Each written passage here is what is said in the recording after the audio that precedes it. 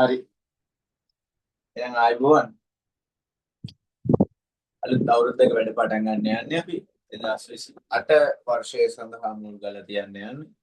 එතකොට අපිට තියෙනවා තව අවුරුදු දෙකමාරක කාල සීමාවක්. එතකොට ඔයාලා මේ වෙනකොට O level results අරගෙන මෙතනට අවිල්ලා තියෙන්නේ.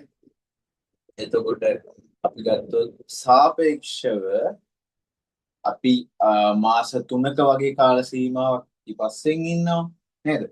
දැන් මොකද හේතුව ගොඩක් ළමයි O level results එනකොටම වැඩ පටන් ගන්නවා. results එනකොට නෙමෙයි O level විභාග ඉවර වෙනකොටම ඊළඟ මාසෙම වැඩ පටන් ගන්නවා. හරි. ඒක කිසිම ගැටලුවක් නැහැ.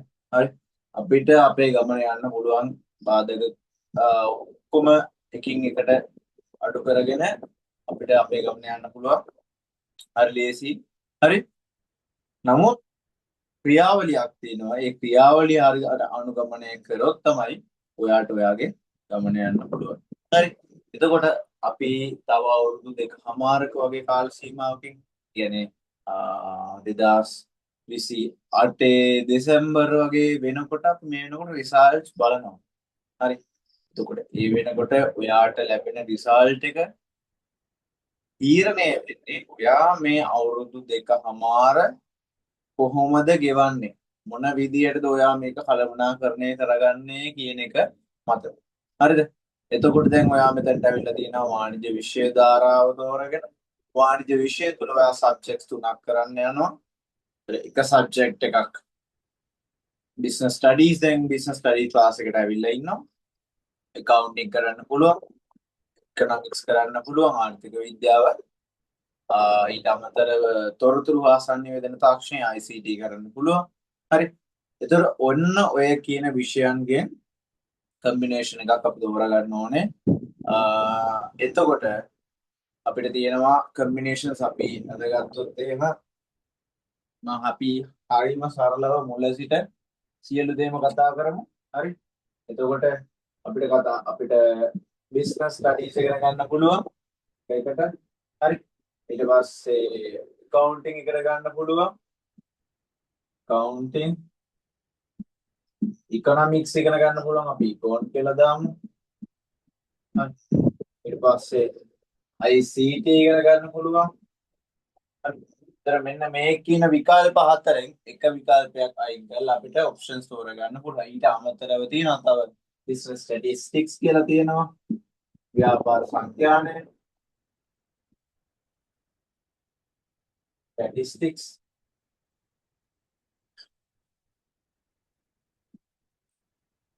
ව්‍යාපාර සංඛ්‍යානය. ඒතර ওই විදිහට සබ්ජෙක්ට්ස් තියෙනවා. ඒතර අපිට මේ වගේ කම්බිනේෂන්ස් තුනයි තෝරා ගන්න පුළුවන්. ඒ කියන්නේ සබ්ජෙක්ට්ස් තුනයි. එතකොට අපි ජෙනරලි ගොඩාක් ළමයි තෝරගන්න සංවිධිය තමයි මෙන්න මේක බිස්නස් ස්ටඩීස්, accounting, economics. ඒතර අපිට ඔයා කළමනාකරණය ඉදිරියට හදන්න හිතාගෙන ඉන්නවනම් accounting කියන සබ්ජෙක්ට් එක අතාරින්න එපා. හරිද? එහෙම අතාරින කට්ටියක් ඉන්නවා. නමුත් මගේ මතය ඔයා කළමනාකරණය හදාරන කෙනෙක් නම් accounting කියන සබ්ජෙක්ට් එක අතාරින්න නැතුව ඔයාලට මේ තුනෙන් එකක් අතාරින්න පුළුවන්. දැන් මේක අපි අංක 5 කියලා ගත්තොත් එහෙම මේ පහෙන් ඉතුරු 4යි ඔය හතරෙන් එකක් අපිට අතාරින්න පුළුවන්. හරි. එතකොට මගේ මතය මේක අතාරින්න එපා කියන එක. හරි. එතකොට බිස්නස් ස්ටඩීස් අතාරින්න පුළුවන්, ඉකෝන ICT තෝරා ගන්න පුළුවන්. හරිද? ඉකෝන අතාරින්න පුළුවන්, ICT බිස්නස් ස්ටඩීස් තෝරා ගන්න පුළුවන්. හරි. එතකොට ICT අතාරින්න පුළුවන්, බිස්නස් ස්ටඩීස් ඉකනොමික්ස් තෝරා ගන්න පුළුවන්. කොහොම හරි දැන් ඔය ව්‍යාපාර අධ්‍යයනය කරන්න ඇවිල්ලා තියෙනවා. හරි. ව්‍යාපාර අධ්‍යයනය හදාරන්න ඔයා ඇවිල්ලා තියෙනවා පන්තියට. එතකොට අපි අපේ ගමන බාධා තියෙනවා එකින් එකට අයින් කරගෙන ලස්සන ගමනක් කියන අවුරුදු දෙකමාර කාල සීමාවක් තියෙනවා. ඉතින් මෙතනදී ඔයා දැන් ෆුල් මොටිවේෂන් එකෙන් කියන්නේ අද ඉඳලා කරන්නම් වැඩ මං මෙතනට කියලා ඇවිල්ලා ඇති. හරිද? දෙන්නම් වැඩේ කියලා හිතාගෙන ඇවිල්ලා. හරි. නමුත් ඔයාගේ ওই තියෙන මොටිවේෂන් එක ඩීවියේට් වෙනවා. ඒ කියන්නේ වැඩි වෙනවා, අඩු වෙනවා. හරි. සමහර දවසක නැති වෙන්න පුළුවන්. හරි. ඔයාගේ තියෙන මොටිවේෂන් එක දැන් ඉතින් අපි කර්ව් එකක් ගත්තොත් එහෙම හරි ඔයාගේ ඊයේ මොටිවේෂන් එක දැන් උඩම ලෙවල් එක ඇති හරි නමුත් ඕක මොකද වෙන්නේ ටික අඩු වෙනවා හරි සමහර ලාවට වැඩි වෙනවා සමහර ලාවට අඩු වෙනවා හරි ඉතින් ඕක ඔහොම කරලා තේරුමක් නැහැ හරිද ඔයා වැඩ කරන්නේ ඔයාට හිතන වෙලාවට නම් හරි ඔයාට අවශ්‍ය වෙලාවට නම් වැඩ කරන්නේ ඒක එහෙම කරලා කිසිම තේරුමක් නැහැ හරිද ඉතින් අපි පාවිච්චි කරනවා සංකල්පයක් කන්සිස්ටන්සි කියලා හරි ඒක මේ වෙනකොටත් ඔයා භාවිත කරලා ඉගෙනගෙන තියෙන්නත් පුළුවන් කන්සිස්ටන්සි කියලා වචනයක් හරි ලස්සන වචනයක් හරි එතකොට මෙන්න මේ කන්සිස්ටන්සි තියෙන කෙනා හරිද දන්නේම නැතුව මේ අවුරුදු දෙකමාර කියන කාලය අවුරුදු දෙක යද්දී හරිද අපිට අර ළඟා කරගන්න බලාපොරොත්තු වෙන තත්ත්වයට යන්න පුළුවන් කෙනෙක් වෙනවා කොහොමද එයා යන්නේ? එයා යන්නේ හරි සරල රේඛාවක. හරි. ඒ කියන්නේ මෙයා වැඩ කරන්නේ අර මොටිවේෂන් එකේ තියෙන ඩීවියේෂන් එකට මොටිවේෂන් එකේ තියෙන වෙනසට නෙවෙයි. හරිද? මෙයා වැඩ කරන්නේ පුරුද්දක් හොබි එකක් විදියට. එතකොට ළමයි උසස් පෙළ හදාරන ශිෂ්‍යයෙක් විදිහට ඔයා කරන්න ඕන දේ තමයි හොඳ හොබි එකක් හදාගන්න හොඳ පුරුද්දක් තමන්ගේ ඩේලි රූටින් එකක් හදාගන්න හොඳ යාළුවෝ ටිකක් ආශ්‍රය කරන්න හරි කියන්නේ නරක යාළුවෝ ඉන්නවා අපිට හොඳ යාළුවෝ ඉන්නවා නමුත් ඉතින් මොකද කියන්නේ මේ ගමනේදී ඔයාට සහයෝගයක් වෙන අනික කටි හලන්න කියන එක නෙමෙයි හරි මේ ගමනේදී ඔයාට සහයෝගයක් වෙන හොඳ යාළුවෝ ටිකක් එක්ක එක දිගට ගමන යන්න කන්සිස්ටන්ට්ලි හරි එතකොට ඇයි මේ ගමන අපි ආයුත්තේ ඇයි අපි ඒ ලෙවල් කරන්න ඕනේ ඇයි බිස්නස් ස්ටඩීස් හදාරන්න ඕනේ ඇයි accounting ගණන් හදන්න ඕනේ අපි කතා කරමු හරි එතකොට ඊට අමතරව කියන්න ඕනේ ඇයි ඒ ලෙවල් කියන එක මෙච්චර වැදගත් වෙන්නේ හරි ඒක ඔන්න අපිට ප්‍රශ්න දෙකක් තියෙනවා පළවෙනි ප්‍රශ්නය තමයි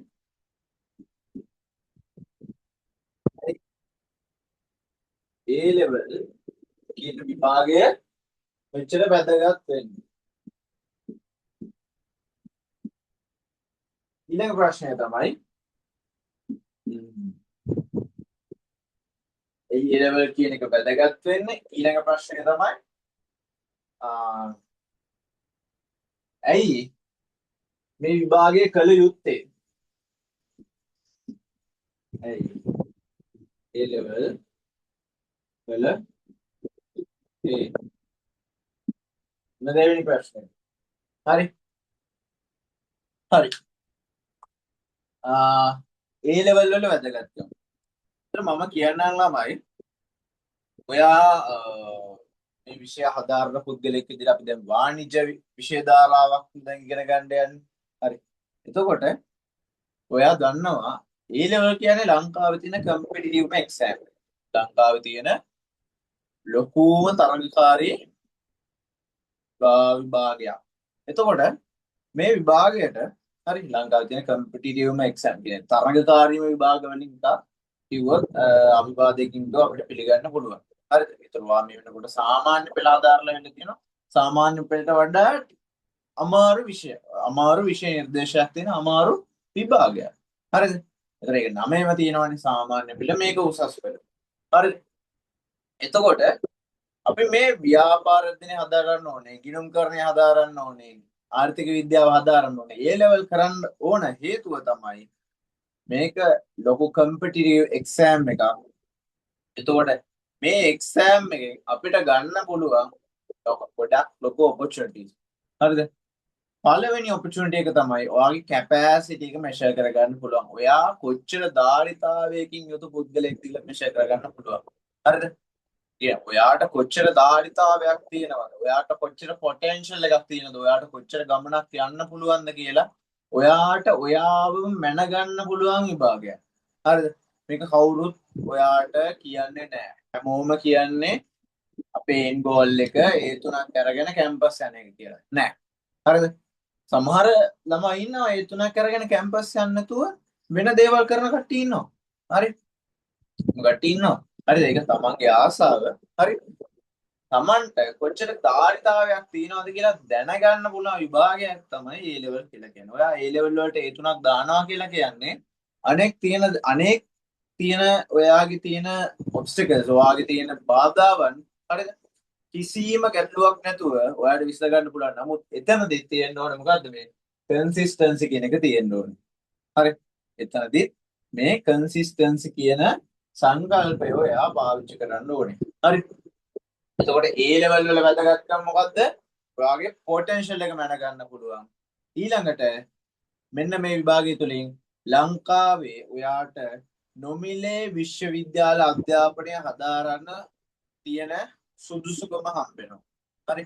එතකොට නොමිලේ විශ්වවිද්‍යාල අධ්‍යාපනය හදාරනවා කියලා කියන්නේ ඔයා මේක නොමිලේ නැතුව පෞද්ගලික විශ්වවිද්‍යාල වලින් කරන්න ගියොත් එහෙම හොඳ මැනේජ්මන්ට් ඩිග්‍රී එකක් සාමාන්‍යයෙන් ලක්ෂ 20ක් 30ක් අතර වෙනවා. හරිද?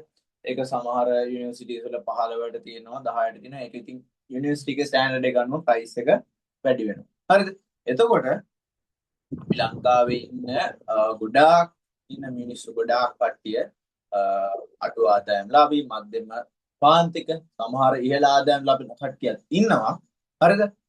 නමුත් අපිට ඔය කොස්ට් එක හරිද? ඔය යන පිරිවැය අපිට වෙන දෙයකට ආයෝජනය කරන්න පුළුවන් හැකියාවක් මෙතනින් හම්බ වෙනවා. හරිද? ඔයා පෞද්ගලික විශ්වවිද්‍යාලයකට ඉන්වෙස්ට් කරන සල්ලි ඔයා රාජ්‍ය විශ්වවිද්‍යාලයකට යන ගමන් ඔයාට වෙන ප්‍රොෆෙෂනල් ක්වොලිෆිකේෂන් එකක් හදාගන්න. හරිද? ඊට අමතරව ඔයාට ඒ සල්ලි වලින් ව්‍යාපාරයක් පටන් ගන්න පුළුවන්. හරිද? ගොඩාක් කරන්න අපිට තියෙනවා විකල්ප. හරි. ඒතකොට විකල්ප අතරින් හොඳම විකල්පය තෝරා ගැනීම ඔබසම. හරිද? එතකොට A level වල වැදගත්කම පොටෙන්ෂල් එක මැන ගන්න පුළුවන්. රාජ්‍ය විශ්වවිද්‍යාල අපි ගත්තොත් කළමනාකරණය අතින් හොඳ විශ්වවිද්‍යාලය අපිට ගන්න පුළුවන් ජපුර විශ්වවිද්‍යාලය සහ කොළඹ විශ්වවිද්‍යාලය අංක 1 2 අතර කුමාර වෙවි ඉන්නවා. ඒක අපිට කියන්න බෑ මේ විශ්වවිද්‍යාලයේම තමයි ස්ටෑන්ඩඩයිස් කියලා. ඒතර අපි අවිවාදයෙන් කියන්න පුළුවන් accounting කියන සබ්ජෙක්ට් එකට ජපුර විශ්වවිද්‍යාලය අතිශයින් හොඳයි. ඒතර ෆයිනෑන්ස් කියන සබ්ජෙක්ට්ස් වලට කොළඹ විශ්වවිද්‍යාලය හොඳයි. ඒතර කළමනාකරණයට ඔය විශ්වවිද්‍යාල කොළඹ, ජපුර, කැලණිය, හරි. එතකොට පේරාදෙණිය, හරි, වයඹ ඒ වගේ විශ්වවිද්‍යාල තියෙනවා. හරි. ඊට අමතරව අපි ගත්තොත් ව්‍යාපාර සංඛ්‍යානය පැත්තෙන් එහෙම නැත්නම් බිස්නස් සයන්ස් පැත්තෙන් ගියොත් මොරටුව විශ්වවිද්‍යාලය තියෙනවා. හරි. ඒතර ඔයාලට කළමනාකරණය කියන විශේෂ හදාරලා යන්න පුළුවන් පාත්වේස් ගොඩක් තියෙනවා. හරිද? එතකොට ඔය හැම එකටම ප්‍රවේශයක් තමයි මේ A level result එක. හරි. ඊට පස්සේ ඇයි A level කළ යුත්තේ? හරි. ඒතර A level කියන්නේ අපි ගත්තොත් පාසල් අධ්‍යාපනයේ අවසාන කඩියම. හරි. එතකොට සාමාන්‍ය පාසල් අධ්‍යාපනය හදාරපු කෙනෙක් විදිහට ඔයාට නම් කරන්න පුළුවන්. හරිද? නිකන් ප්‍රැක්ටිකල් එක්සැම්පල් එකක් ගත්තොත් හරිද? ඔයා හිතන්න යම් දවසක ඔයාගේ දරුවව පුෂ් කරනවා ඒ ලෙවල් කරලා ඉගෙන ගන්න. හරි. ඒතකොට දරුවට කියන්න පුළුවන් දරුවාට ආරංචි වෙලා තිබ්බොත් ඔබතුමා හොතුමිය ඒ ලෙවල් වත් කරලා නැහැ කියලා දරුවට මොන වගේ දෙයක් හිතේද? තාත්තා කොහොමද මට උපදෙස් දෙන්නේ? තාත්තා ඒ ලෙවල් වත් පාස් වෙලා නැහැ නේ, ඒ ලෙවල් වත් කරලා නැහැ නේ කියලා තන තත්ත්වයක් ආවොත් එහෙම නේද? එද්දුවා. හරි. ඒතර ඒ ලෙවල් කළ යුතුයි. හරි. ඊට අමතරව ඔයා විදේශ රැකියාවල් කරන්න යන්න ඉන්නවා නම් විදේශ රැකියාවට නිරත වෙන්න ඉන්නවා. ඒ ලෙවල් කියන සුදුසුකම් බලන්න. හරි. අවුරුදු 13ක පාසල් අධ්‍යාපනය කියන එක විදේශ රටවල් වලිමුත් ඇක්සෙප්ට් කරනවා, අනුමත කරනවා. යාලත් ඒක එක්ස්පෙක්ට් කරනවා. යාලත් ඒක අපේක්ෂා කරනවා. හරි. ඒතර ඒ ලෙවල් කර යුතුයි. හරිද? ඇයි ඒ ලෙවල් වලට කොමර්ස් තෝරගන්න ඕනේ? අන්න ඊළඟ ප්‍රශ්නේ. හරි. ඇයි ඒ ලෙවල් වලට කොමර්ස් තෝරගන්න ඕනේ? ඇයි ඒ ලෙවල් වලට අපි කියනවා වාණිජ්‍ය නැත්නම් කොමර්ස් කියලා කළ යුත්තේ. හරි. කොමර්ස් කරන්න ඕන හේතුව තමයි. හරිද? මෙතනට ඇවිල්ලා ඉන්න මේ පන්තියට ඇවිල්ලා ඉන්න ගොඩාක් දෙනෙක්ට නිශ්චිත අපේක්ෂාවක් නිශ්චිත බලාපොරොත්තුවක් අද වෙනකොට නැහැ. හරිද? ඒක අවිවාදයෙන් පිළිගත යුතුයි. හරිද? සමහරෙක් ඉන්න පුළුවන් මම මේ වෙනකොට මේ තාලේ වෙනකොට මම ඇකවුන්ටන්ට් කෙනෙක් වෙනවා. අද උකනේ අපි දන්නේ සාමාන්‍යයෙන් ගිණුම් ගණකාධිකාරීවරයෙක් වෙනවා කියන එක තමයි අපි කොමර්ස් කරපුවාම වෙන්න පුළුවන් කියලා හිතලානේ. හරිද? නෑ. ඊට වඩා යන්න පුළුවන් ගොඩාක් පාත්වේස් තියෙනවා. ඔය හැම පාත්වයකටම පාර කපලා දෙනවා මේ කොමර්ස් කරන එක. හරිද? ඔය හැම පාත්වයකටම එන්ට්‍රන්ස් එකක් දෙනවා මේ කොමර්ස් කරන එක. හරිද? එතකොට ඉතින් මේ නිශ්චිත අපේක්ෂාවක් නැති වාණිජ ශිෂ්‍යයන්ට හරිද? අනෙක් පිරිස අභිබවා යන්න පුළුවන් අනෙක් පිරිස අභිබවා යන්න පුළුවන් ප්‍රවේශයක් තමයි කොමර්ස් කියලා කියන්නේ. හරියට නිකන් නිදානයක් වගේ තමයි. හරිද? කියන්නේ අපි දන්නේ මේකේ තියෙන වැලියු එක. නමුත් ඒක ගොඩාක් වටිනවා. හරිද? ඒතර මැත්ස් ගත්තොත් ඔයාලට ඉංජිනේර් කෙනෙක් වෙන්න පුළුවන්. ඊට අමතරව සයන්ටිස්ට් කෙනෙක් වෙන්න පුළුවන්. හරිද? ඒ කියන්නේ බයෝලොජි ෆිසික්ස් ඔය සබ්ජෙක්ට් ස්පෙෂල් කරලා. හරි? එතකොට ඔයාලට ටෙක්නිකල් සබ්ජෙක්ට්ස් ගත්තොත් ඒ වගේ පරතරට යන්න පුළුවන්. නමුත් මේ වාණිජ කියන විෂයේදී හරිද? ඔය තියෙන හැම ඉන්ඩස්ට්‍රි එකේම টপ ලෙවල් එකටම යන්න පුළුවන්. හරි හිතන්න ඉන්ජිනියරින් කම්පැනි. හරිද? ඔය ඉන්ජිනියරින් කම්පැනි එක පටන් ගත්තත් ඉන්ජිනියර්ස්ලා එකතු වෙලා ඔක පටන් ගත්තත් අනිවාර්යෙන් ඔක කළමනාකරණය කරගන්න. ඕකේ තියෙන මුදල් ප්‍රවාහ කළමනාකරණය කරගන්න. ඕකෙදි ඉන්න හියුමන් රිසෝසස් ටික මැනේජ් කරගන්න. හරි අනිවාර්යෙන් මේ කළමනාකරුව අවශ්‍ය වෙනවා. හරිද? වාණිජ්‍ය හදාarලා තියෙන ගිණුම්කරණය ගැන දැනීමක් තියෙන ව්‍යාපාර අධ්‍යයනයේ දැනීමක් තියෙන ආර්ථික විද්‍යාව දැනීමක් තියෙන කට්ටිය අනිවාර්යෙන් හැම ඉන්ඩස්ට්‍රි එකකටම අවශ්‍ය වෙනවා. එතකොට ඔයාලට අවිවාදයෙන් කියන්න පුළුවන් කොමර්ස් කරා කියලා ඔයාලට කිසිම ප්‍රශ්නයක් වෙන්නේ නැහැ. හරිද? ඔයාලට ලෝකේ යන්න පුළුවන් ව්‍යාපාරයෙන් යන්න පුළුවන් උපරිමම තැනට යන්න පුළුවන් එකක් තමයි කොමර්ස් කියලා කියන්නේ. හිතන්නකෝ ලෝකේ තියෙන ලොකුම කම්පැනිස් තියෙන්නේ. ඒතර ওই ලොකුම කම්පැනිස් වල ගොඩාක් වෙලාවට ওই ප්‍රධාන විධායක නිලධාරී CEO නැත්තම් CEOට පස්සේ CFO හරිද? Chief Financial Officer. ගොඩාක් වෙලාවට ওই CEO වෙන්නේ Chief Financial Officer කෙනෙක්ම තමයි. හරිද? අනිවාර්යෙන් ඉතින් ඔය Chief Financial Officer කෙනෙක් කියලා කියන්නේ මේ වාණිජ්‍ය හදාරපු කෙනෙක්. හරිද? ඒතර අපි ගත්තොත් එහෙම මේ ලංකාව විතරක් නෙවෙයි ඕනම රටක টপ ලෙවල් එකටම මේ වාණිජ්‍ය හදාarලා යන්න පුළුවන් ළම. හරිද? පාර්ටිස් ගොඩාක් තියෙනවා. හරිද? මේ හැම දෙයක් ගැනම අපි පන්තියේදී කතා කරමු. හැම දෙයක් ගැනම අවබෝධය ලබා දෙන්න. හරි? ඉතින් මම WhatsApp group එකේ මම කවුද කියලා පොඩි හැඳින්වීමක් ඔයාලට කරලා තිබ්බා. හරි? ඒක ඔයාලට මදි වගේ නම් කියන්න මම පර්සනලි විස්තර සපයන්න. ඒතර මේ පන්තියේදී මං ගැන කියන්න මම වෙලාව ගන්නෙ නැහැ. හරි? එතකොට කොමර්ස් කරන්න ඕනේ වැදගත්කම කතා කරා. ඉතින් අපි කතා කරමු ඇයි බිස්නස් ස්ටඩීස් කරන්න ඕනේ කියලා. ඇයි බිස්නස් ස්ටඩීස් කරන්න ඕනේ නැති? හතරවෙනි ප්‍රශ්නේ අපිට තියෙන ඇයි BS කළ යුත්තේ? තමයි. ඔයා කළමනාකරුවෙක් වෙන්න හිතාන් ඉන්නේ නේද? ව්‍යංගාර්ථයෙන් ගොඩක් වෙලාවට කොමර්ස් කරන කෙනෙක් ඉතින් මැනේජර් කෙනෙක් තමයි වෙන්නේ. හරි? ඒක මොන මැනේජ්මන්ට් ශේෂ්ත්‍රය මොන කළමනාකරණ ශේෂ්ත්‍රයද කියලා ඉතින් අපි තාම හිතලා නැහැ. හරිද? එතකොට මේ කළමනාකරණය කියන එක ඉගෙන ගන්න තියෙන හොඳම සබ්ජෙක්ට් එක තමයි බිස්නස් ස්ටඩීස් කියලා කියන්නේ. හරිද? ඉතින් අපි ගත්තොත් ළමයි 12 වසරේ හරිද ව්‍යාපාර හැඳින්වීම කරලා තියෙන එක එක ව්‍යාපාර වර්ග කතා කරලා හරි තියෙන එක එක උපකාරක සේවා වගේ දේවල් කතා කරලා අපි 13 වසරට යනවානේ. ඔය 13 වසරේදී අපි සම්පූර්ණයෙන්ම කතා කරන්නේ කළමනාකරණය ගැන. හරිද? ඒතර ඔයාලට හොඳ කළමනාකරුවෙක් වෙන්න මුල් ගල තියන්න පුළුවන් සබ්ජෙක්ට් එක තමයි බිස්නස් ස්ටඩීස් කියලා කියන්නේ. හරිද?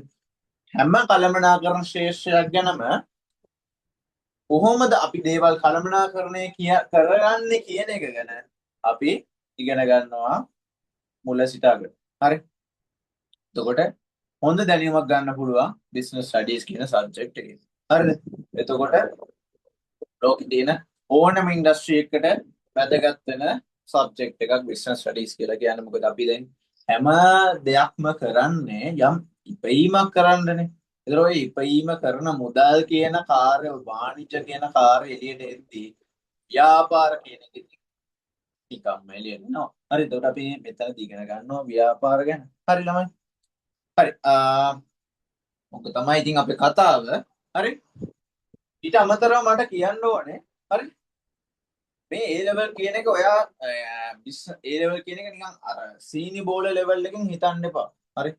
පොඩි level එකකින් නිකන් නිකන් අපි කියන්නේ සීනි බෝල් level එකකින් හිතන්න සරලවම හිතන්න එපා. හේතුව තමයි මම ඔයාලට ස්ටැට්ස් එක පෙන්නන්නම්. හරි. ලංකාවේ වර්ෂයකට කී දෙනෙක් උසස් පෙළ සඳහා සහභාගී වෙනවද? හරි. අපි ගත්තොත් 2025 වර්ෂය. හරි. 2025 වර්ෂයේ හරි ලංකාවේ A levels වලට ලියනවා. මම නිකන් කියන්නේ මේ කොමර්ස් කරන කට්ටියම විතරක් නෙවෙයි ලංකාවේ A levels කරනවා 2,81,810ක්. හරි. 2,81,810ක්. ලංකාවේ සියලුම A levels සිසුන් 2,81,810ක් ඉන්නවා. හරි. එතකොට ඔයාලා දන්නවද මේ 2,81,810න් කී දෙනෙක් A level සමත් වෙනවද කියලා? සමත් වෙන්නේ ළමයි 1,76,527යි. හරිද? සමත් වෙන්නේ at least S3ක් දාන්න. අපි මේකට කියනවා මේ විශ්වවිද්‍යාල සඳහා අවම සුදුසුකම් ලබා ගන්නවා කියලා. හරි. සාමාන්‍ය A level පාස් වෙන එක තමයි ඉතින් අපි A level වල කියන්නේ විශ්වවිද්‍යාලයට ලබන්න තියෙන අවම සුදුසුකම්. හරිද? ඒතර 1,76,527ක්. 1,76,527ක්. මේක දැන් මේකේ ප්‍රතිශතයක් විදිහට ගත්තොත් මේ සම්පූර්ණ කරන ගානේ ප්‍රතිශතයක් විදිහට ගත්තොත් තමයි 62ක් වගේ එන්නේ. හරි. පේනවද? පාස් වෙන්නේ කීයක්ද? ඒ ලෙවල් මෙච්චරක් කරාට පාස් වෙන්නේ 62ක්. ඔන්න එතනින්ම යම් ප්‍රමාණයක් ඔන්න අයින් වෙලා තියෙනවා. බලන්න කම්පිටිෂන් එක. හරි පාස් වෙන්නේ 62යි. හරිද? එතකොට ඔයාලා දන්නවද මේකෙන් ඒ ලංකාවේ සමස්ත සිසුන්ගේ ඒ සාමවර්ධන කී දෙනාද කියලා? කීයෙන් කී දෙනාද කියලා? ඒ තුනක් ගන්න ඈ. ඒ සාමවර්ධනය ඒ තුනක් ගන්නේ මෙතනින් ළමයි 2025 නම් 8300යි. හරිද? ළමයි 8300යි ඒ තුනක් අරන් තියෙන්නේ. හරිද? ඒතර මේක සම්පූර්ණ A level කරන ශිෂ්‍යයන්ගෙන් ප්‍රතිශතයක් විතර ගත්තාම 2.9යි පායි. 2.9යි පායි. හරි. 2.9යි පායි. හරිද? ඒතර A level කරන 100ක් නම් ළමයි එතනින් 102යි ඒ තුනක් ගන්න. හරිද? ඒතර අපි යායුත්තේ මෙන්න මේ 102 කියන කොටට. හරිද? අපි යායුත්තේ මේ 102 කියන කොටට. ඒ ස්කාරයක් නැහැ. හරිද? ඒතර සුළුවට හිතන්න හොඳ නැහැ පේනවද? මේ ළමයි ඕවරෝල් A level ශිෂ්‍යයෝනේ. හරිද? අපි ගමු දැන් කොමර්ස් කරපටි වාණිජ්‍ය ආධාරපු කට්ටිය. හරි. ලංකාවේ ළමයි හරි. ලංකාවේ වර්ෂයකට සමහර මේ ඇප්‍රොක්සිමේට් ගන්න මෙතන මේවා වෙනස් වෙන්නේ නැහැ ළමයා. ඇප්‍රොක්සිමේට් නෙමෙයි මේ රියල් ස්ටැටිස්ටික්ස්. ඒ කියන්නේ මේවා හරිම දත්ත. ඒතර මේවා ඇවිල්ලා වෙනස් ඉන්නේ ලොකු ප්‍රමාණ වලින් වෙනස් වෙන්නේ නැහැ. කියන්නේ අවුරුද්දකට A level ඉඳ ගන්න කියන්නේ මේ කියන්නේ අවුරුද්දට A level ගන්න ළමයි ගන්න අවුරුද්දට සමත් වෙන ගන්න. ඉතින් ඇත්තටම ඔක ලොකු ප්‍රමාණ වලින් වෙනස් වෙන්නේ නැහැ. හරිද? ඒක එකම ප්‍රමාණ වලින් යන. හරි. ඒතර ලංකාවේ 2025 වර්ෂය ගතොත් 59,749ක් A level කරලා තියෙනවා කොමර්ස් වලින්. 59,749 නේද? 59,749. 59,749ක් A level කරලා තියෙනවා. හරිද? ඉතින් ඕකින් ළමයි S3 කියන්නේ සමස්ත පාස් වෙලා තියෙන සංඛ්‍යාව තමයි 39,000. මේ 59,000 39,000 A level සමත් වෙලා තියෙනවා. හරි. 59,000ෙම 39,000 A level සමත් වෙලා තියෙනවා. හරිද? ඒතර අපි ගත්තොත් මේක ප්‍රතිශතයක් විදිහට 180ක් වගේ නේද? ඔව්. 59 39 කියන්නේ 60 65ක් වගේ. හරි ඒක ප්‍රතිශතය වැඩක් නැහැ. හරි එතකොට ළමයි කොමර්ස් වලින් ඒ තුනක් දාලා තියෙන කීයද දන්නවද? 2100 මේ 559749ම ඒ තුනක් දාලා තියෙන ශිෂ්‍යයෝ ඉන්නේ 2111. හරිද? 2111. වෙනවද කම්පිටිෂන්? ලංකාවේ 2111යි ඒ තුනක් දාලා තියෙන. ඒතකොට ලංකාවේ ඒතකොට කැම්පස් යන්න විශ්වවිද්‍යාලයට කම්පිටිෂන් එකේ ඉන්න ඉහළ විශ්වවිද්‍යාල ප්‍රවේශයේ ඉන්න ඒ කම්පිටිෂන් එකේ ඉන්න ටොප් සෙට් එක තමයි ඉතින් මේ 2111 ඇතුලේ ඉන්නේ. හරි. හරි. එතකොට මේක ප්‍රතිශතයක් විතර ගත්තොත් ළමයි 4.40ක් වගේ තමයි. හරිද? ඒ කියන්නේ 100ට 4.40ක් වගේ. 4.40. 4.40. හරි. එතකොට පේනවද? 100ෙන් 4.40යි ඒ තුනක් ගන්න. හරි. එතකොට ලොකු තරගයක් තියෙනවා මෙතන. හරි. තරගයක් තියෙනවා. එතකොට මේ තරගයට අපිට මොකද දෙන්න ලේසියෙන් පුළුවන්. හරිද? තරගයට අපිට මොකද දෙන්න ලේසියෙන් පුළුවන්. මොකද්ද? මෙන්න මේ න්‍යාය අනුගමනය කරනවා. එතකොට මෙන්න මේ න්‍යාය අපි පන්තියේදී ප්‍රැක්ටිකලි කරගෙන යනවා. හරිද? අපි පන්තියේදී මේ න්‍යාය අපි practically step bye step 1 by 1 මාසිකව වාර වශයෙන් වාර විභාග වශයෙන් හරිද? අපි මේක ප්‍රැක්ටිකලි කරගෙන යනවා. හරිද? එතකොට අපි කතා කරා දැන් ඇයි A level වැදගත්? ඇයි A level කරන්න ඕනේ? ඇයි A level වලට කොමර්ස් කරන්න ඕනේ? ඇයි BS කරන්න ඕනේ? එතකොට අන්තිමේදී මම කිව්වා ඇයි මගේ පන්තියට එන්න ඕනේ? මේ පන්තිය ඇවිල්ලා practically 1 by 1 consistently කරගෙන යන පන්තිය. එතකොට ළමයි දැනට අපි සතියට දවසයි පන්තිය කරන්නේ. සෙනසුරාදා රාත්‍රියේදී විතරයි අපි පන්තිය කරන්නේ. නමුත් 2026 අපේ අයියලා වගේ අපි නෙමෙයි ඔයාලගේ අයියලා අක්කලා ඉන්නවනේ.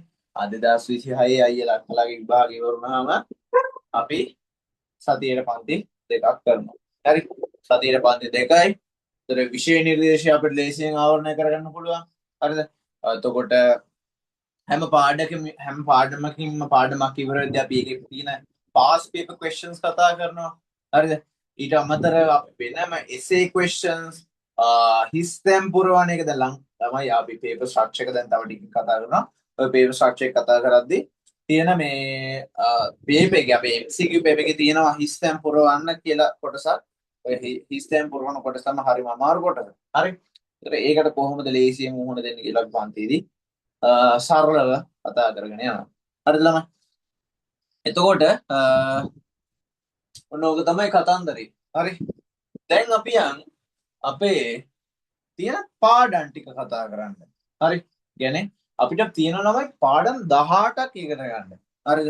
12 වසරෙන් පාඩම් 11ක් තියෙනවා. 13 වසරෙන් පාඩම් 7ක් තියෙනවා. හරිද? එතකොට ඔය 11යි 7යි කොහොමද ඇදිලා තියෙන්නේ? මොනවද මේ පාඩම් කියලා අපි ෂේප් එකේ පොඩ්ඩක් කතා කරගෙන යමු. හරි? එතකොට දැන් මට සිද්ධ වෙන report එක කරලා දාන්න. හරි?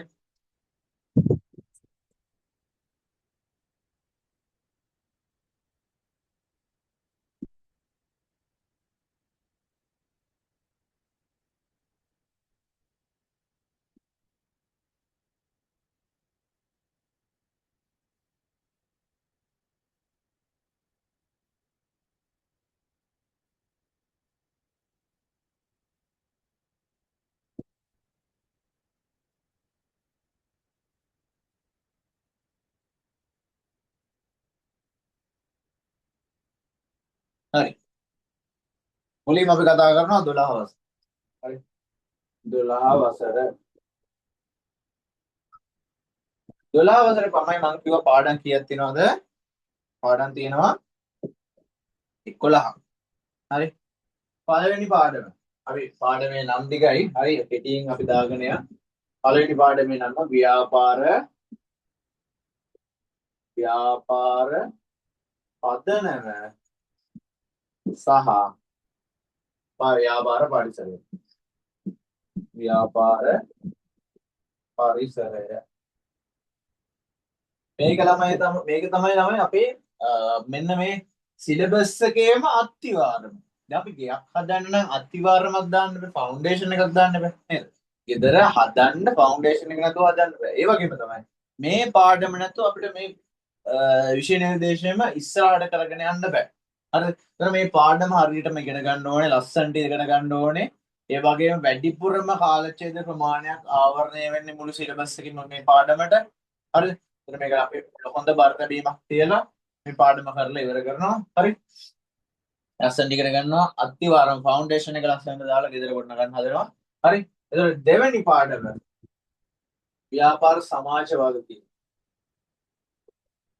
ව්‍යාපාර සමාජ වගකීම්. ඒතකොට ළමයි අපි මොනවා කරත් වැඩක් නැහැ, කොච්චර සල්ලි එවුවත් වැඩක් නැහැ. හරි? අපි සමාජයේ වගකීමක් දරන්නේ නැත්නම් හරිද?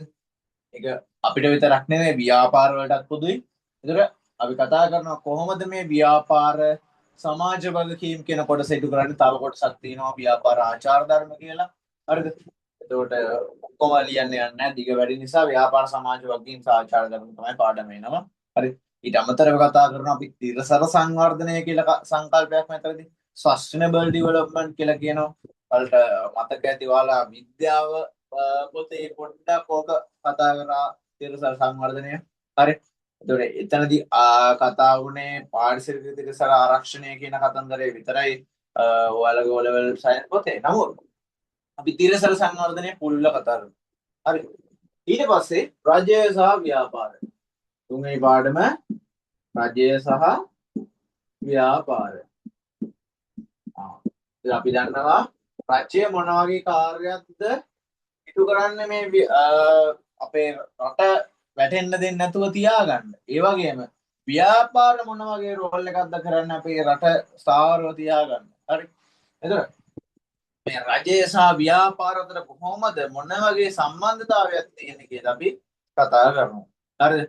ඊට අමතරව ප්‍රතිපක්ති කිහිපයක් තියෙනවා. ලංකාවේ ෆිස්කල් ප්‍රතිපක්ති කියලා එකක් තියෙනවා. රාජ්‍ය මූල්‍ය ප්‍රතිපක්ති කියලා එකක් තියෙනවා. හරි. එතකොට ඔය ප්‍රතිපක්තියින් ගැනත් අපි කතා කරනවා. හරි.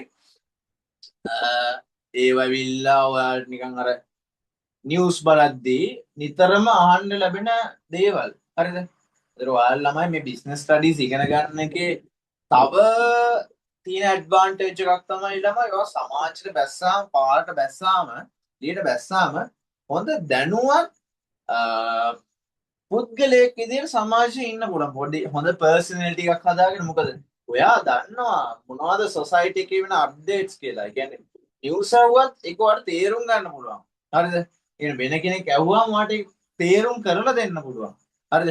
එතකොට තවත් ව්‍යාපාර අධ්‍යයනය ඉගෙන ගන්න එකේ වාසියක් තමයි ඒක. හරි.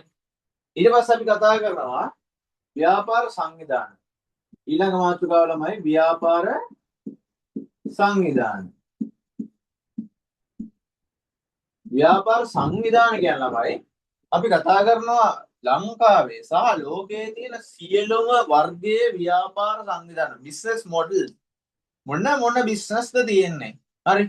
එතකොට අපි සිලබස් එකේ ගොඩාක් දේවල් ආවරණය වෙනවා. හරි. ඒ සිලබස් එකේ ආවරණය වෙන්නේ නැති කොටසක් තියෙනවා නම් අපි ප්‍රැක්ටිකලි අපි ඒව පස්සේ කතා කරනවා. හරි. එතකොට අපි ලෝකයේ වෙන බිස්නස් ಜಾති ගොඩක් දේවල් මෙතනදී ඉගෙන ගන්නවා. හරිද? එතකොට ඔයාට ප්‍රායෝගිකව ඒක කරන්න තමයි තියෙන්නේ. හරි. සල්ලි ටිකක් හොයාගෙන සමහර ව්‍යාපාර දෙන අපිට සල්ලි ඕනේ නැහැ. අපිට කැපිටල් එකක් නැතුවත් පටන් ගන්න පුළුවන්. හරිද? ඒ වගේ බිස්නස් මොඩල්ස් තියෙනවා. හරි. අපි ඔය හැම එකක්ම මේ පාඩමේදී පන්තියේදී කතා කරනවා.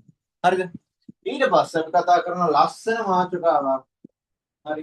ලස්සන මාතෘකාවක් මොකද්ද? ව්‍යවසායකත්වය. එතකොට රටකට අවශ්‍යම සම්පතක් මේක. හරි. රටක දියුණුවට, හරි, රටක පැවැත්මට අවශ්‍යම සම්පතක් ව්‍යවසායකත්වය. හරි. අපි මේක පාඩමක් විදිහට කතා කරනවා කොහොමද රටේ ව්‍යවසායකත්වය තියෙන්නේ? මොනවද ව්‍යවසායකත්ව ගති ලක්ෂණ? හරි. මොනවද ව්‍යවසායකෙක් වෙන්න කරන්න ඕන දේවල්? හරි. කොහොමද ව්‍යාපාරිකෙක් ව්‍යවසායකෙක්ගෙන් වෙනස් වෙන්නේ? ඔය වගේ දේවල් අපි කතා කරනවා. රටක දියුණුවට ඉන්න ඕන පිරිසක් තමයි මේ ව්‍යවසායකයෝ කියලා කියන්නේ. ව්‍යවසායිකව බිස්නස් පටන් ගන්න නිසා තමයි මිනිස්සුන්ට ජොබ් තියෙන්නේ. හරිද? ව්‍යවසායිකව බිස්නස් පටන් අරගෙන නිෂ්පාදනයක් හෝ සේවා සැපීමක් කරන නිසා තමයි ලංකාවේ මිනිස්සුන්ට පරිභෝජනය කරන්න භාණ්ඩ හා සේවා තියෙන. ඒතර ව්‍යවසායිකය කියන්නේ වැදගත්ම සංකල්පයක්. හරි. ඊට පස්සේ කතා කරනවා සුළු සහ මධ්‍ය පරිමාණ ව්‍යාපාර. සුළු සහ මධ්‍ය පරිමාණ ව්‍යාපාර. ඒතර ලොකු බිස්නස් විතරක් නෙවෙයි. හරි. අපි පොඩි ඒවාත් කතා කරනවා. මොකද අපිට පොඩියටනේ හැමදේම පටන් ගන්න වෙන්නේ නේද? ලොකුම අත් අල්ලන්න බෑනේ ගහේ තියෙන මුලින්ම පොඩි අතු ටික අල්ලලා තමයි උඩටම යන්න පුළුවන්. හරිද? එතකොට අපි කතා කරනවා කොහොමද පොඩි තැන ඉඳන් පටන් ගන්න කියලා. හරි. ඔයාලා බිස්නස් එකක් පටන් ගන්න හිතාගෙන ඉන්නවනම් කොහොමද බිස්නස් එකක් පොඩි තැන ඉඳලා සුළු මධ්‍ය පරිමාණ මහා පරිමාණ කොහොමද මේක වෙනස් වෙන්නේ? කොහොමද මේවට තියෙන ආයෝජන මාර්ග කොහොමද මේවට තියෙන රජයේ සපයන සේවා. හරි මේ වගේ දේවල් අපි ඔක්කොම කතා කරනවා. හරි. ඊට පස්සේ අපි කතා කරනවා හත්වෙනි පාඩම විදිහට මුදල් සහ මූල්‍ය ආයතන. හරි. මුදල් සහ මූල්‍ය ආයතන. මුදල් සහ මූල්‍ය ආයතන. එතකොට ළමයි මෙතනදී අපි කතා කරනවා රටේ තියෙන සමස්ත මූල්‍ය පද්ධතිය ගැන. හරි. රටේ සමස්ත මූල්‍ය පද්ධතිය ගැන අපි මෙතනදී කතා කරනවා. හරි. මුදල් සහ මූල්‍ය පද්ධතිය කියන එක සමන්විත වෙනවා මුදල් වලින්. හරි. මූල්‍ය ආයතන වලින්. හරි. ඊට පස්සේ මූල්‍ය යටිතල පහසුකම් වලින්. හරි. ඉතින් ඔය හැම දෙයක්ම අපි කතා කරනවා. හරි. හරි වැදගත්, හරි ඉන්ටරෙස්ටිං පාඩමක්. හරි. අපි කතා කරනවා කොහොමද චෙක් පතක් කියන්නේ මොනවද? චෙක් පතකින් ගනුදෙනු කරගන්නේ කොහොමද? හරි. ඔය වගේ විස්තර කතා කරනවා. හරි. ඊට පස්සේ අපි යනවා 8 වෙනි පාඩම රක්ෂණය. ඊළඟ 9 වෙනි පාඩම sannivedana. sannivedana. ඊළඟ ප්‍රවාහණය සහ ගබඩාකරණය. ගබඩාකරණය. ඊළඟ අන්තර්ජාතික වෙළඳාම.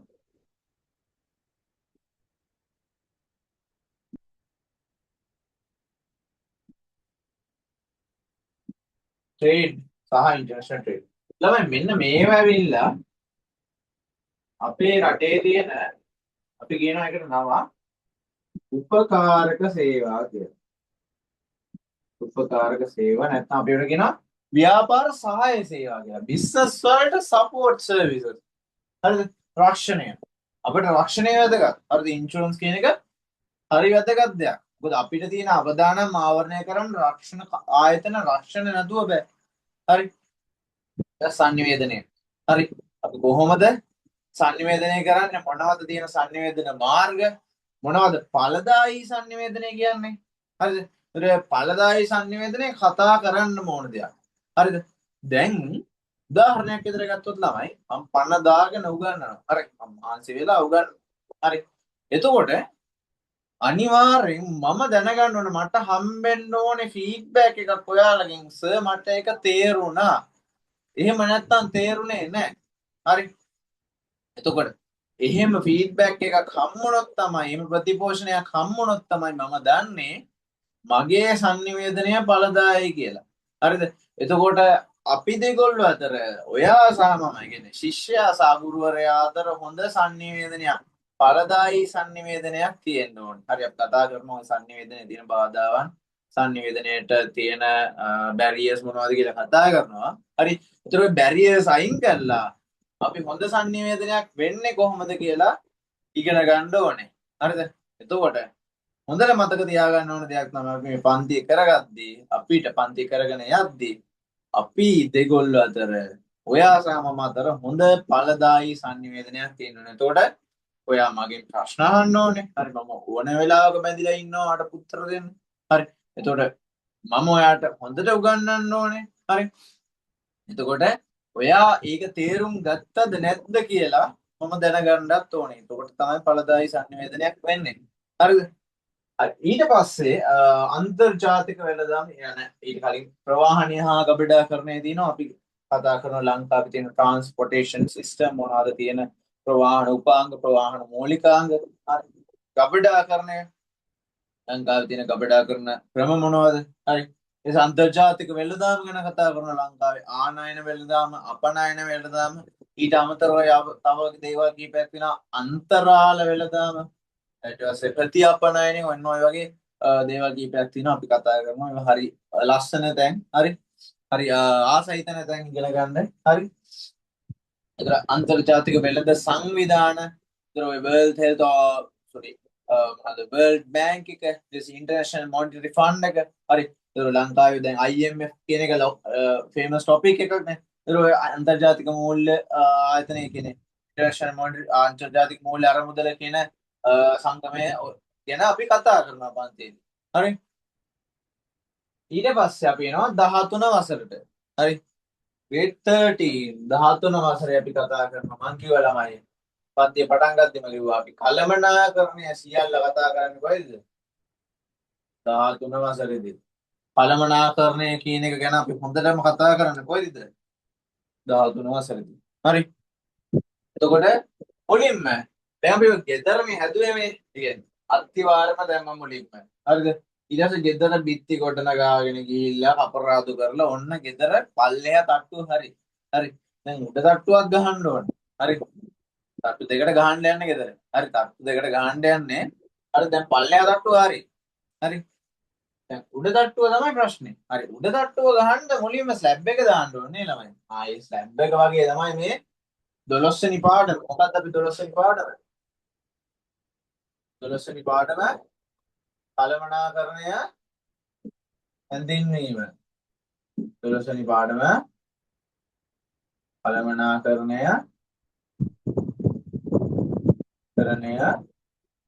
හැඳින්වීම මේකත් සාපේක්ෂව ලොකු පාඩමක් ළමයි හරි 13 නෙවෙයි sorry 12 හරි 12 වෙනි පාඩම කළමනාකරණය හැඳින්වීම අපි කතා කරනවා basics of management ඒ කියන්නේ මුලින්ම කළමනාකරණයේ තියෙන සංකල්ප මොකද්ද කළමනාකරණය කියන්නේ හරි ඒ ටික කතා කරලා ඉවර වෙලා අපි යනවා මෙහෙයුම් කළමනාකරණය ළමයි ව්‍යාපාරයක සිද්ධ වෙන ප්‍රධානම කටයුත්ත ගත්තොත් අපි කියන්නේ මෙහෙයුම් කියලා මෙහෙයුම් කටයුතු කියලා. ඒ ප්‍රධාන කටයුත්ත කළමනාකරණය කරගන්න එකට අපි කියනවා මෙහෙයුම් කළමනාකරණය කියලා. හරි. ඒ කියන්නේ ආයතනයක් ගත්තොත් එහෙම හිතන්නකො බේකරියක් කියලා බේකරියක ප්‍රධාන කටයුත්ත තමයි පාන් කේක් හදන එක. හරි. ඒකට තමයි මෙහෙයුම් කටයුත්ත කියන්නේ. ඒතර මෙහෙයුම් කළමනාකරණය කියලා කියන්නේ ඒ කාර්ය කළමනාකරණය කරගන්න. හරි. අපි කතා කරනවා ඒක. මෙහෙයුම් කළමනාකරණය හරි ඊට පස්සේ අපි යනවා 14 වෙනි පාඩමට 14 15 16 17 සහ 18 පාඩම් 18යි තියෙන්නේ හරි 14 වෙනි පාඩම තමයි මූල්‍ය කළමනාකරණය නෑ අලෙවි කළමනාකරණය අලෙවි කළමනාකරණය මාරු වෙන්න පුළුවන් හරි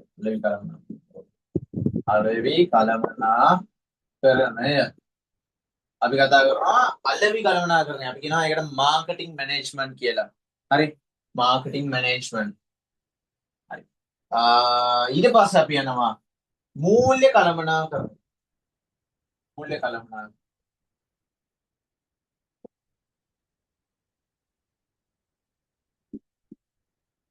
මූල්‍ය කළමනාකරණය කොහොමද අපේ තියෙන මුදල් ආයතනයක තියෙන මුදල් කොහොමද කළමනාකරණය කරන්නේ ආයතනයේ ඉන්න අයිතිකරුවන්ට හොඳ ධනයක් උපයලා දෙන්නේ කොහොමද එතනින් යම් කොටසක් ඉතුරු කරගන්නේ කොහොමද ඒවා නැවත ආයෝජනය කරගන්නේ කොහොමද ඒවා අපි කතා කරනවා මූල්‍ය කළමනාකරණයේදී හරි ඊට පස්සේ අපි යනවා මානව සම්පත් කළමනාකරණය මානව සම්පත ව්‍යාපාරයක තියෙන වැදගත්ම සම්පත මානව සම්පත් කළමනාකරණය මිනිස්සු හිතන්න පුළුවන් සම්පත එකම සම්පත මොකද්ද මානව සම්පත අනෙක් කිසිම සම්පතක හිතලා දෙයක් කරන්න බෑ හරි හිතලා දෙයක් කරන්න පුළුවන් එකම සම්පත මොකද්ද? මානව සම්පත. ඒතර මේක හරියට කළමනාකරණය කරගන්න කෙනා අනිවාර්යෙන් තියෙනවා. හරි ව්‍යාපාරික ලෝකයේ ජයග්‍රහණය කරගන්න පුළුවන්. හරියට මානව සම්පත කළමනාකරණය කරගන්න කෙනාට. හරිද? එතකොට ඉස්ටකොත්තු මුදලාලි එයාගේ ඉන්න සේවකයන්ව හරියට කළමනාකරණය කරගන්න හැකියාවක් තිබ්බනම් අද ওই තත්ත්වය යාට උදා වෙනවද? නැහැ. අදටත් එයාට ලොක්කා වගේ ඉන්න තිබ්බා. නේද? එතකොට තමන්ගේ ඉන්න සේවකීන් ටික හරියට කළමනාකරණය කරගන්න එක කලාවක්. හරි. ඒ කලාව ගැන, ඒ ආර්ට් එක ගැන අපි මේ මානව සම්පත් කළමනාකරණයේදී ඉගෙන ගන්නවා. හරි. හරි. ඊට පස්සේ 17 හරි මානව සම්පත් කළමනාකරණය ඊට පස්සේ අපේ කියනවා තොරතුරු ඊළඟ පාඩම තමයි තොරතුරු කළමනාකරණය. තොරතුරු කළමනාකරණය. අපි කතා කරනවා මොනවද? දත්ත කියන්නේ මොනවද? තොරතුරු කියන්නේ මොනවද? තොරතුරු කළමනාකරණය කරගන්නේ කොහොමද කියලා. අපි දන්නවා දැන් තොරතුරු සංනිවේදනය කරගන්න පුළුවන්. හරි. තොරතුරු ගබඩා කරගන්න පුළුවන්. නමුත් තොරතුරු කළමනාකරණය මොකද්ද? අපි කතා කරමු. හරි. ඒතර මේක ළමයි ඇවිල්ලා ගොඩාක් ඔය ICT නැත්නම් තොරතුරු කළමන සංවේදන තාක්ෂණයේ තියෙන සංකල්ප එක්ක ටිකක් ළඟින් යන සබ්ජෙක්ට් එකක්. හරි සබ්ජෙක්ට් එක යන ලෙසන් එක. හරි. ඒතර ඒක මේ ලොකු අමාරුවක් නෑ මේ පාඩම. හරි. නමුත් ඒවා කීපයක් තියෙනවා අපිට තියෙන තොරතුරු පද්ධති ටිකක් ඒවා හරියට ඉගෙන ගන්න ඕනේ. ඒවා ඇවිල්ලා කළමනාකරන සංකල්ප. හරි. කොහොමද මේ කළමනාකරන මට්ටම් එක්ක මේ තොරතුරු පද්ධති වෙනස් වෙන්නේ? ඒවා හරියට ඉගෙන ගන්න ඕනේ. හරි. ඒවා කළමනාකරණය නැතුව ඒවා ඉගෙන ගන්න බෑ. හරි. ඊට පස්සේ අපි යනවා 18 වෙනි පාඩමට ව්‍යාපාර සැලැස්ම බිස්නස් ප්ලෑන්.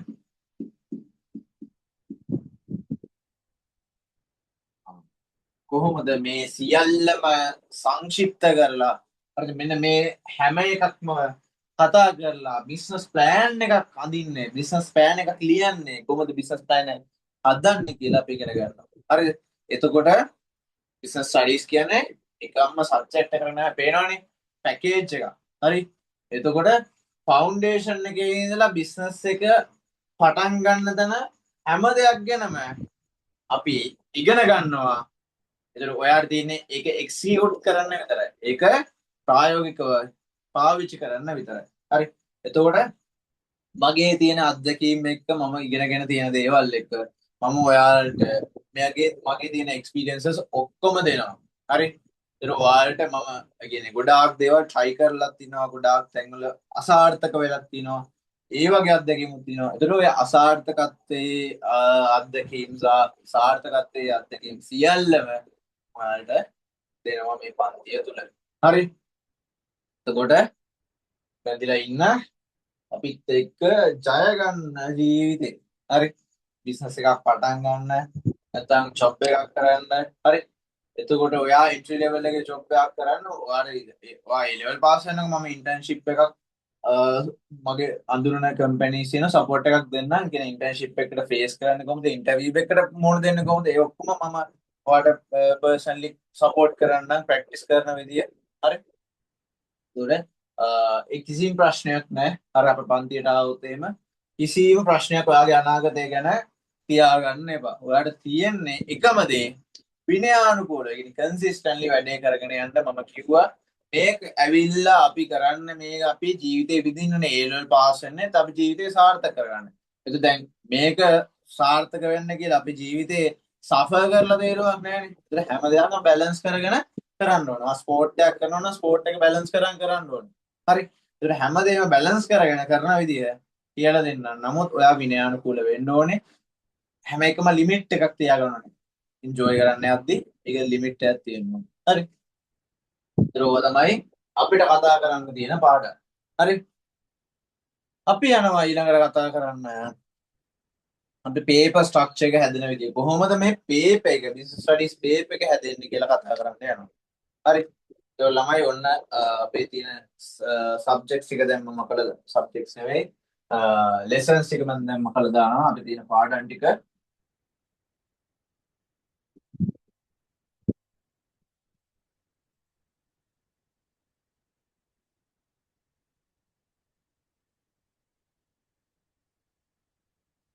මාක පෙනුත් හරියට ළමයි ඔයාලා මාක පෙනුත් හරි හොඳ ළමයි වගේ ඉන්නවා. දැන් මම පන්තිය පටන් ගන්න කලින් දෙපාරක් තුන් පාරක් තියෙන ඔක්කොම ටෙස්ට් කරලා බැලුවා. දැන් දඟ කරනවා. හරියට ලියවෙන්නේ. හරි.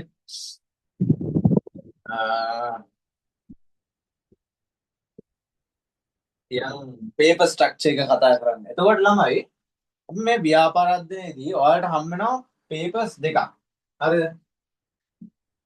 එක පත්‍රය සහ දෙක පත්‍රය. පාර්ට් 1 සහ පාර්ට් 2 කියන එක අපිට හම් වෙනවා පේපර්ස් දෙකක්. හරි. එතන මේ පළවෙනි පත්‍රය ලියන්න ඔයාලට හම් වෙනවා පැය දෙකක කාලයක්. හරි. මේ දෙවෙනි පත්‍රය ලියන්න ඔයාලට හම් වෙනවා පැය 3ක කාලයක් සහ අමතර විනාඩි 10ක කියවීම කාලයකුත් දෙනවා දැන්. හොඳයි නේ. කියවන්න කාලයක් දෙනවා. හරි. පැය 3ක කාලයක් සහ අමතර එක්ස්ට්‍රා විනාඩි 10ක් දෙනවා. හරි. එතකොට 2 hours 3 hours එතකොට plus 10 minutes දෙනවා. හරි. හරි ළමයි. ඔය විදිහට තමයි ඔයගේ පේපර් එක ඔයගේ A level syllabus එකෙන් එන papers දෙක තියෙන්නේ. හරි. එතකොට අපි බලමු කොහොමද මේ papers හැදෙන්නේ කියලා. හරි. අපි කතා කරමු පළවෙනි පත්‍රය. අපි ඒක නිකන් සරලව කියනවා පළවෙනි පත්‍රයට MCQ paper කියලා. හරි. නිකන් අපි generally MCQ paper කියලා තමයි කතා කරන්නේ. නමුත් MCQs තියෙන්නේ 30යි ඈ. MCQs මෙතන එතකොට 30ක් හම් වෙනවා. 30 MCQs. ළමයි මේ MCQ කියන එකේ තේරුම සමහර විට ඔයා ඉතින් දන්නේ නැති කට්ටියට දන්න කට්ටියට නැති. MCQ කියලා කියන්නේ multiple choice questions කියන එක. ඒ කියන්නේ මොනවාද අපි සිංහලෙන් කියන එකට මේ මොනවාද විකල්ප තේරිය. අපි සිංහල වචනයක් කියන මට හරියට මතක නැහැ. හරි. ඒකට. හරි. ඊට පස්සේ තියෙනවා ළමයි අපිට හිස් තැන් පුරවන්න. මම කිව්වා ඔයාලට අමාරු කොටසක් යනවා කියලා. ඒතර විභාගේ ස්කෝර් කරන්න අමාරුම කොටස තමයි මේක. හරි. හිස් තැන් පුරවන්න එනවා. හිස් තැන් පුරවන්න 10ක් එනවා ළමයි. එතකොට MCQs 30යි. හරි. ඊට පස්සේ අපිට එනවා හිස් තැන් පුරවන්න 10යි. ඊට පස්සේ කෙටි පිළිතුරු ලියන්න. කෙටි පිළිතුරු ලියන්න. ප්‍රශ්න 10ක්. එතකොට සියලුම ප්‍රශ්න කීයද? 30යි 10යි 10යි 50යි. හරි. එතකොට හැම ප්‍රශ්නයකටම ඔයාලට හම් වෙනවා ලකුණු 2 ගානේ. එතකොට පළවෙනි පත්‍රයෙන් ලකුණු ඔයාලට 100ක් හම් වෙනවා. හරිද? එතකොට ප්‍රශ්න 50 ලකුණු 2 ගානේ හම් වෙනවා. MCQ 30ට ලකුණු 2 ගානේ හම් වෙනවා. ඉන්ස්ටන්ට් 10ට ලකුණු 2 ගානේ හම් වෙනවා. කෙටි පිළිතුරු 10ට ලකුණු 2 ගානේ හම් වෙනවා. හරි. ඉතින් ඔය විදිහ තමයි MCQ paper එක හැදෙන්නේ. අපි කියන first part එක නැත්නම් පළවෙනි පත්‍රය හැදෙන්නේ. හරි. එතකොට දෙවෙනි පත්‍රය කොහොමද හැදෙන්නේ?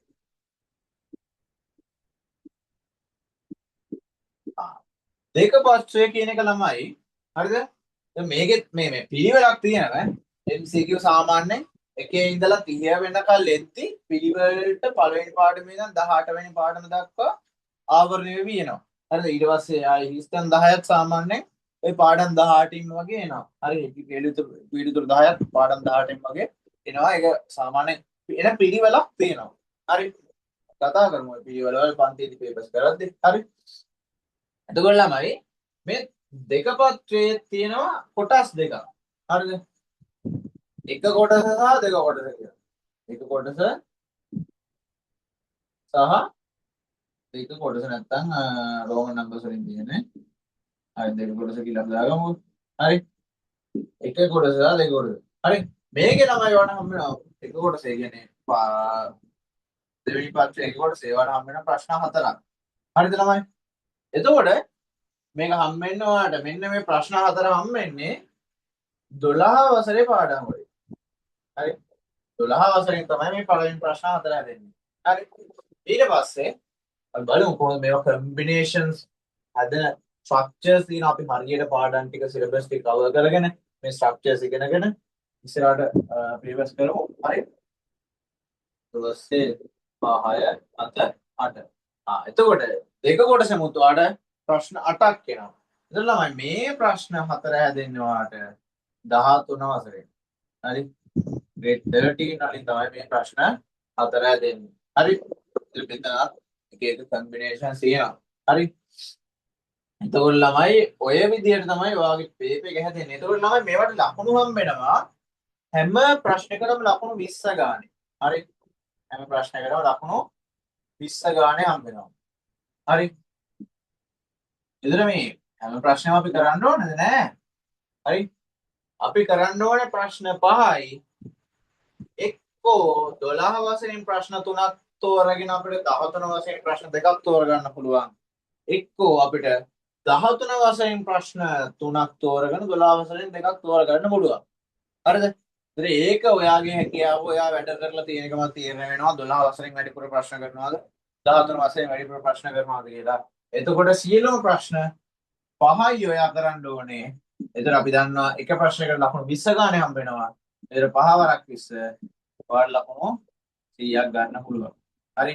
එතකොට ඔයා මේකෙන් ගන්න ප්‍රමාණයයි මේකෙන් ගන්න ප්‍රමාණයයි එකතු කරලා ඒක සාමාන්‍ය කරලා ඒක දෙකෙන් බෙදලා අපි ගන්නවා ඔයාගේ සම්පූර්ණ පේපර් එකටම කීයක් එනවද කියලා. හරි. ඔක දෙක බෙදලා ගන්නවා 100 කීයක් ඔයාලට එනවද කියලා. හරි.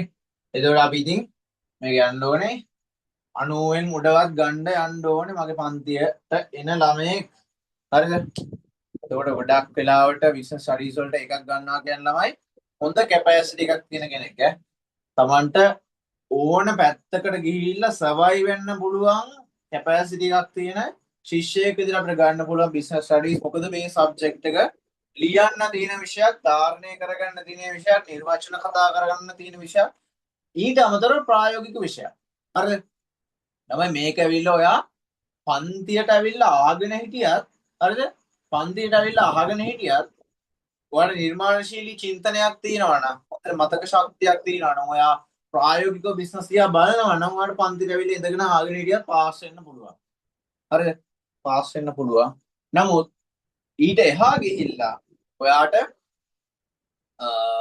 හොඳ ලිවීමේ හැකියාව කියන මේක ලස්සනට ලියන්න පුළුවන් රයිටිං ස්කිල්ස් හැදෙනවා. හරිද? බිස්නස් ස්ටඩීස් කියන සබ්ජෙක්ට් එකෙන් ළමයි රයිටිං ස්කිල් හැදෙනවා. හරිද? ඒතර ඕක ඇවිල්ලා ළමයි ඔයාට කැම්පස් එකට ගියත් අත්‍යවශ්‍ය කාරණාවක් ඈ. ඔයා ලස්සනට ලියන්න ඕනේ. ඔයා රිසර්ච් කරද්දි රිසර්ච් එක ලස්සනට ලියන්න ඕනේ. හරිද? ඒක ප්‍රසන්ට් කරන්න පුළුවන් වෙන්න ඕනේ. දැන් උදාහරණයක් විදිහට ඔයා කම්පැනිස් වලට ගියපුවාම ඔයාගේ පර්ෆෝමන්ස් තීරණය වෙන්නේ ඔයා වැඩ කරලා ඒක ප්‍රසන්ට් කරන විදිහ. හරි? ඒක රිපෝට්ස් හදලා ඒක ප්‍රසන්ටේෂන් හදලා ඔයා ඒවා ඉදිරිපත් කරන විදිහෙන් තමයි ඔයාගේ පර්ෆෝමන්ස් තීරණය වෙන්නේ කම්පැනිස් වල. හරිද? ඔයා ඉන්වෙස්ටර් කෙනෙක් නම් ඔයා ආයෝජකෙක් නම් හරිද? ඔයා ආවිල්ලා මේ ව්‍යාපාරිකයෙක් නම් ඔයා ඒත් ඔයාට ආයෝජකව එකතු කරගන්න ඕනේ වෙනවා රයිටිං ස්කිල් එක. ඔයාට ප්‍රසන්ටේෂන් ස්කිල් එක. හරි. ඔයා ප්‍රසන්ටේෂන්ස් හදලා ඉන්වෙස්ටර්ස්ලට ඒවා පෙන්වන්න ඕනේ. හරිද? ඒවා යාළුවට කන්වින්ස් කරන්න ඕනේ. අපේ ව්‍යාපාරට ආයෝජනය කරොත් වාට ප්‍රතිලාභයක් ගන්න පුළුවන් කියලා පෙන්වලා දෙන්න පුළුවන්. ඒතර ඒ හැකියාවත් හදා ගන්න පුළුවන් ව්‍යාපාර අධ්‍යයනය කියන විෂය තුලින්. හරිද? ඒතර මේක හැම පැත්තක්ම බැලන්ස් කරලා තියෙන අතිශය වැදගත් විෂයක්. හරිද? ඒක වැදගත්කම තීරණය වෙන්නේ තමන් ඒක ගන්න විදිය අනුව. නැත්තම් ඉතින් මේක ඇවිල්ලා නිකන් අර මේ සිංහල සාහිත්‍ය පේපර් එකේ ඉනවා වගේ අරක කටපාඩම් කරලා අනිත් පැත්තෙන් වමාරලා තේරුමක් නැහැ. හරිද? ප්‍රායෝගිකව ජීවිතය ගැන ඉගෙන ගන්න ඕන ළමයින්ට මේක හොඳම සබ්ජෙක්ට් එක. හරිද ළමයි? හරි. ඔන්න අපි කතා කරා පේපර් ස්ට්‍රක්චර් එක හැදෙන විදිය. හරි. පාඩම් එන විදිය කතා කරා. හරිද? එතකොට අපි කිව්වා අපේ පන්තිය සෑම සෙනසුරාදාවකම රාත්‍රී 7 සිට 9 දක්වා පන්තිය යනවා කියලා. සෑම සෙනසුරාදාවක රාත්‍රී 7 සිට 9 දක්වා පන්තිය යනවා කියලා. එතකොට ඔන්න WhatsApp group එකට ළමයි ඔයාලව ඇඩ් කරලා ඇති. හරි. ඊට අමතරව ඔයාලට පැන නගින ප්‍රශ්න ගැටලු ටෙක්නිකල් ප්‍රශ්න ඊට අමතරව මේ පන්තිය ගැන දේවල් ඔයාට අපේ ඇඩ්මින් නම්බර් එක 074යි 21යි 52යි 160 කියන නම්බර් එක ගන්න පුළුවන්. ඊට අමතරව ඔයාට මේ විෂය කරුණු සමගාමී ප්‍රශ්න තියෙනවා නම් ඔයාට මගෙන් අහන්න පුළුවන්. මගේ නම්බර එක තමයි 076යි 87යි 01යි 085. එතකොට මේකට විෂය කරුණු පිළිබඳ ප්‍රශ්න විතරක් දාන්න ඔයාලගේ තියෙන දුක් ගැනවිලි අනම්මනම් ඒ වගේ දේවල් තියෙනවනේ ඒකත් මේකට දාන්න. හරි. පන්තිය ගැන ප්‍රශ්න ඔයාලට ජොයින් වෙන්න බැරි නම් ලින්ක් එකක් ඇවිල්ලා නැත්නම් එතකොට ක්ලාස් ෆීස් එතකොට ගෙවලා ඒවා ඇක්ෂන් එකක් අරගෙන නැත්නම් ඒව ඇවිල්ලා මෙතන දාන්න. ඒතර මේ ඇඩ්මින් කටයුතු වෙන්නේ මෙතනින්. විශේෂ සමගාමී කටයුතු සහ සෙන්සිටිව් කරුණු වෙන්නේ මෙතන. හරි. එතකොට ওই විදිහට තමයි පන්ති ක්‍රියාත්මක වෙන්නේ. එතකොට ඔන්න අපි දැන් අවබෝධයක් ගත්තා කොහොමද මේ විභාගෙට සූදානම් වෙන්න ඕන කියලා. එතකොට ඔයාට පන්තියට අවශ්‍ය සියලුම නිබන්ධන ඔයාගේ ගෙදරට ළමයි ඩිලිවර් වෙනවා හැම මාසෙකම. හරි. හැම මාසෙකම අවශ්‍ය දේවල් ගෙදරට ඩිලිවර් වෙනවා. එතකොට පන්ති ගාස්තු ඔයාට එතනදි ගෙවන්නත් පුළුවන්. ඊට අමතරව ඔයාට ඒක ප්‍රායෝගික ප්‍රශ්නයක් නම් ඔයාට account numbers දෙන්නම්. ඒ account details වලට මුදල් ගෙවීම කරන්න පුළුවන්. එතකොට මම හිතනවා අර cash on delivery service එක ඔයාට ප්‍රායෝගික ලොකු සපෝට් එකක් වෙයි කියලා. මොකද ඉතින් කොහෙවත් දුවන්න ඕනේ නැහැ, අවශ්‍ය නැහැ. ගෙදරට බාණ්ඩ ආපුවම ගෙදරට ටියුට් එක ආපුවම එතන සල්ලි දීලා ගන්න තමයි දෙන්නේ. හරි. ඒතර ওই විදිහට තමයි අපේ වැඩ කටයුතු වෙන්නේ. එතකොට ලොකු ගමනක් යන්න බලාපොරොත්තු වෙන ඔයාලත් එක්ක ළමයි ඔයාලගේ බැච් එකත් එක්ක 2028 එහෙනම් අපි පන්තියේදී විෂය කරුණුත් එක්ක ව්‍යාපාර පදනම කියන අපේ මේ බිස්නස් සිලබස් එකේ ෆවුන්ඩේෂන් එක කතා කරන්න ඊළඟ දවසේ හම්බෙමු. හරි. ඊළඟ සෙනසුරාදා රාත්‍රී 7ට. හරි. දැන් සුබ රාත්‍රියක් ළමයි. අපි සෙෂන් එක වයින්ඩ් අප් කරමු.